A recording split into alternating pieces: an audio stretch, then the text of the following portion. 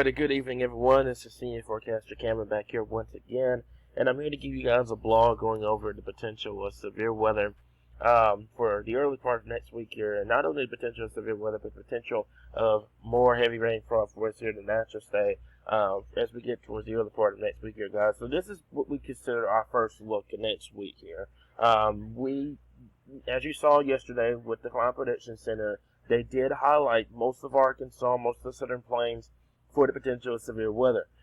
They have since backed off of that just a little bit, given the fact there's a ton of uncertainty regarding severe weather at this current time here. But they have highlighted from northeast Texas into the Ohio Valley for the potential of heavy precipitation, given that we will have systems that will come through and not only bring the potential of severe weather, but also the potential of heavy rainfall. As I said before in their discussion, with today's discussion, they did mention that given that model guidance is kind of all over the place between the ejection of the trough, when it's going to push out towards the east, if it's going to eject out, it's going to stay out towards west. That's the reason why they did not highlight the severe weather risk area for this outlook, but they may bring it back in future outlooks once guidance becomes a little more clear on the overall ejection of that trough out towards the west. So this is our setup here. Alright, and I'm going to draw this out for you guys.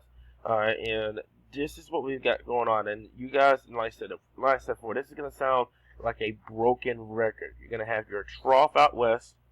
Alright, so your trough is going to look just like this. Alright, and then you're going to have your southeast ridge that's really going to take over the northeastern Gulf, the southeastern corner of the United States here. So there's your southeast ridge, and there's your trough here, guys. So as a result of being over the ridge, you're going to have much above normal temperatures for the state of Florida, the southern half of Alabama, Mississippi, along the Gulf Coast throughout this time period here, guys. So with that being said, you're going to have southwesterly flow aloft, and then you're going to have southerly flow at the surface from that ridge being in place here, guys. So the crossing of the winds normally means the potential of isolated tornadoes if a system can take advantage of that, and that's what we're going to be seeing as we get towards the early part of next week here, guys. So that's what we got as a result. The trough's coming out west,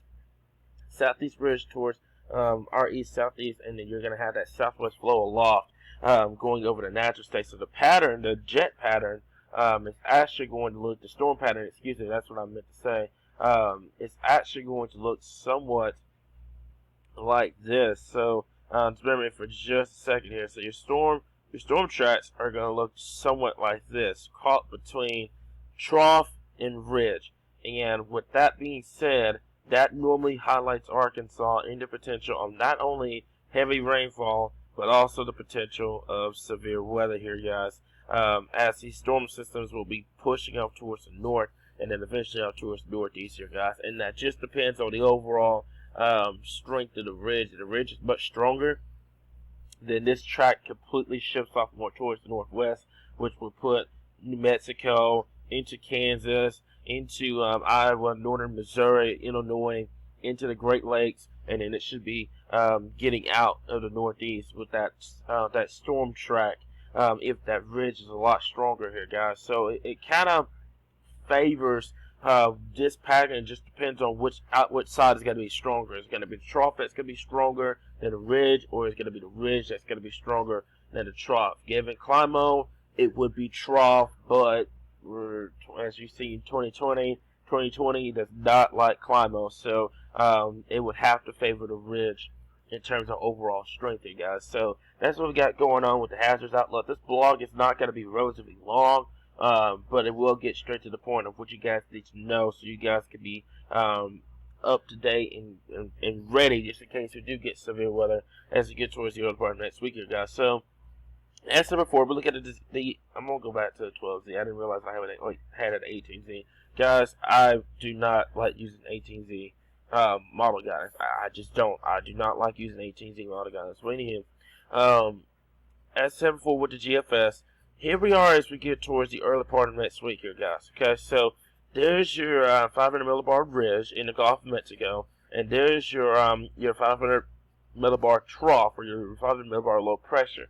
So you've got troughing west, you've got ridging over the central portions of the Gulf of Mexico, and then there's going to be another trough that's going to dig down into the northeastern corner of the United States. So with that being said, bear with me for just a second here. I did not mean to do that. Let me go back out to Monday afternoon here, guys. So there we are.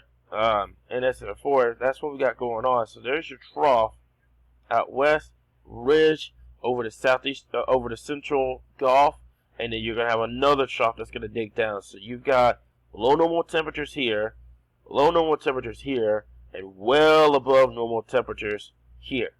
All right. So that's what the setup is going to be as we get towards 0 point next week if you were to go with the 12Z GFS. Now, what ends up happening, and this is what I was talking about before, with that guidance being kind of all over the place on when this upper level jet begins to eject off towards the east-northeast. So what ends up happening as we get towards the middle to late part of next week, and this is the GFS, it has that jet completely ejecting out as a cutoff low, and we have dealt with cutoff lows before, and they tend to produce severe weather, but you just have to be on that southern side in order to get severe weather here, guys. So what the GFS does, it sends that low pressure, that center of low pressure over northern Louisiana, southern Arkansas, which would favor more of the Gulf Coast for the potential of severe weather versus for us here in the natural state in terms of severe weather, which is a good thing. I don't think anybody's going to be complaining about not having severe weather, but that's just with the GFS here. And I personally like using GFS in terms of overall pattern. I like using Euro as well, so I kind of blend both models into one solution here. But that's what the GFS is wanting to do. Now, like I said before, this is early looks, so keep this in mind that the overall speed of this trough can change 100 times before we get to next week here, guys. So just keep that in the back of your mind here. But this is what the GFS wants to do. Alright, so there's your 500 millibar ridge over the Gulf of Mexico here. Alright, and then there's your low pressure here. So there's your trough. Alright, and then you got your ridge here. So you've got somewhat like almost a split full of pattern with ridge dominating the Gulf Coast, and then you got your trough dominating the western and Midwest portion of the United States here, guys. So you have more southwest flow across Texas and into Arkansas here, guys. So your overall storm track would be from the southwest into northern Texas, into the Midwest, and into the Great Lakes here, guys, which would favor isolated severe weather for us in the natural state, almost similar to a late spring, mid to late spring, almost early summer type pattern. With your ridge already starting to dominate across the southern and southeastern portions of the country here, guys. So that's the GFS, and I'm going to zoom this down to our level so you guys can see what the GFS is attempting to do next week. Now, I'm going to show you the supercell composite. Take this with a grain of salt. Just take it with a grain of salt right now, because, as I said before, we're still early in the event. This is just the first looks at next week here, guys. So just take it with a grain of salt what it wants to do. And this is the 12Z. Alright, so here we are Monday afternoon. Some isolated severe weather can be possible. And then as we get towards Tuesday afternoon and Tuesday evening with another weak shortwave, there could be some isolated severe weather possible on Tuesday. I am going to keep an eye on Tuesday because Tuesday appears to be the targeted date for a somewhat stronger shortwave to come through.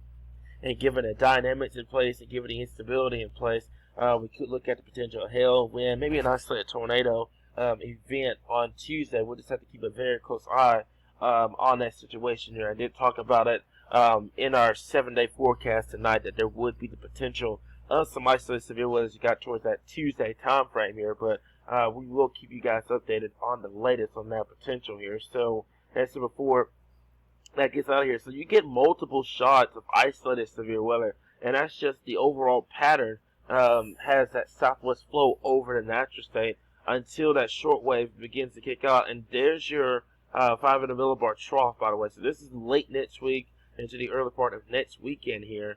And there's your 500 millibar low pressure over Arkansas. And this is what I said, your bigger severe threat would be along the Gulf Coast. So that will ultimately hand on what happens to that southeast ridge. Because that southeast ridge is still there, this upper level trough is going to be well off towards the north versus being over Arkansas. So that's why it's important to stay with us.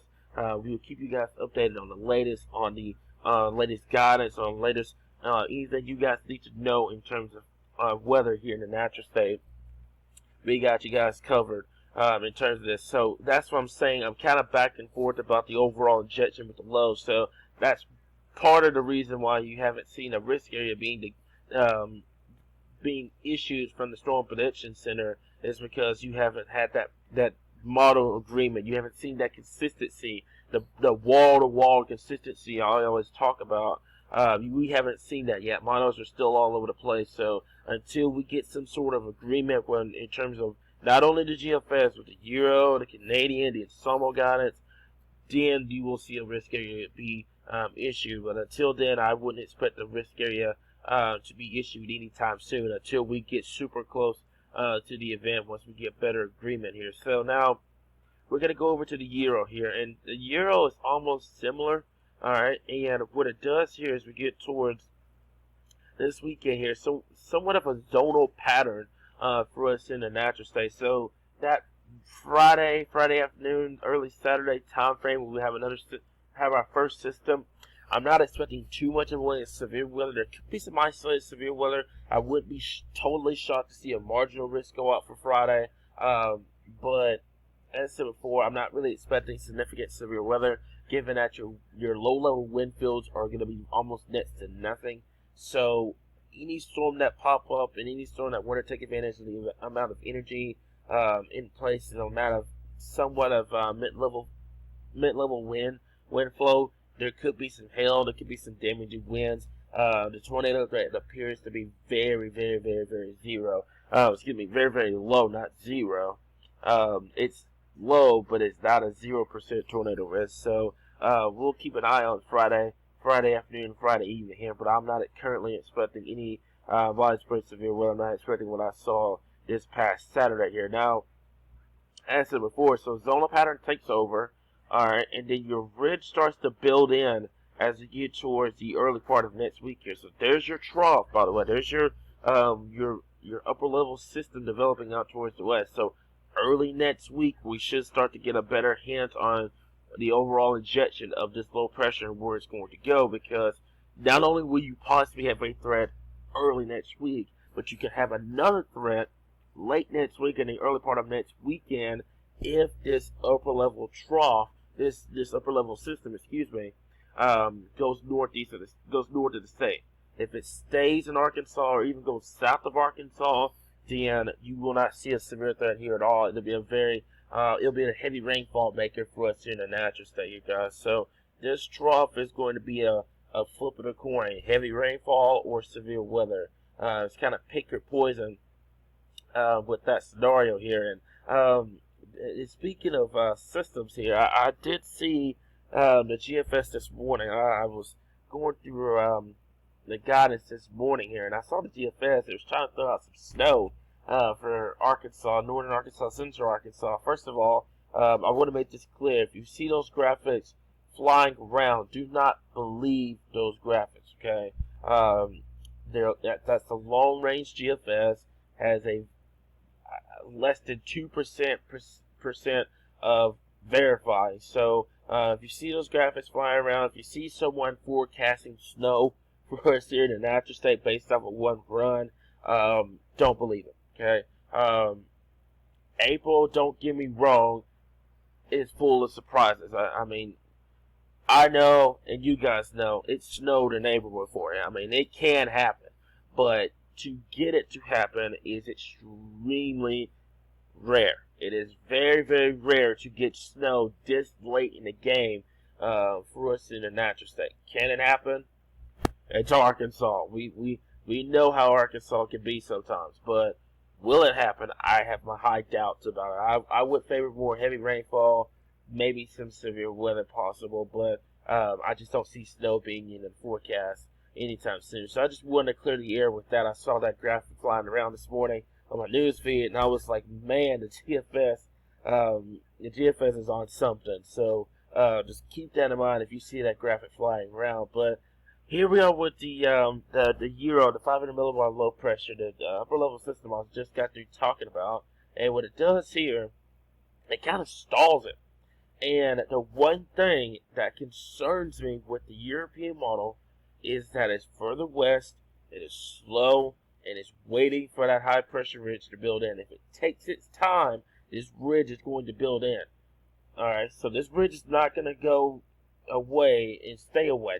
We're in a time of the year now where that southeast ridge can come back, and it can come back with a vengeance. So that's the one thing that's concerning me with the European model, is that it's just stalling. It's just taking its time with that system here. So not only do you have a heavy rainfall threat, but you also have the potential of severe weather, because if this thing takes forever, what's going to end up happening is that ridge is going to build back in. It's going to force this thing out towards northeast, towards the main storm flow, and that's what's going to bring the severe weather potential for us here in the natural state as we get towards the late part of next week into the early part of next weekend here, guys. So, as said before, stay with us here at Arkansas Weather Watchers. We keep you guys ahead of the storm anytime, any day, any place here, guys. This is the first look at next week, guys. Looking at potential of early next week for the potential of severe weather, and I'm keeping a very close eye on late next week and the early part of next weekend here, guys. So, thank you guys for listening to this video blog here tonight. I do realize it's a little bit late, but I just wanted to wait to see as you guys came out, so you guys can see a better visualization of what we could be looking at as we get towards next week here, guys. So, y'all take care and have a great rest of your Wednesday evening.